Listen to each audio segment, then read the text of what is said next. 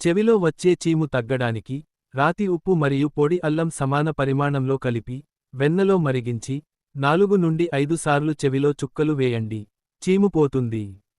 గొంతు నొప్పికి నవసారమును గుడ్డులోని తెల్లసొనతో మెత్తగా రుబ్బి గొంతుకు పూయండి. తలనొప్పికి 35 గ్రాముల అతిమధురం సొంపు చక్కెర కలిపి పేస్ట్లా చేసి 1 గ్రాము తేనెతో కలిపి తినండి.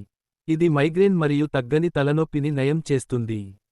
రక్త విరేచనాలకు బెల్లం పొడి మరియు నెయ్యి కలిపి తినండి. ఏనుగు పాదం వాపు మునగ చెట్టు బెరడు కొద్దిగా ఆవాలు వేసి తేలికగా పూయడం వల్ల ఏనుగు పాదం వాపు పోతుంది.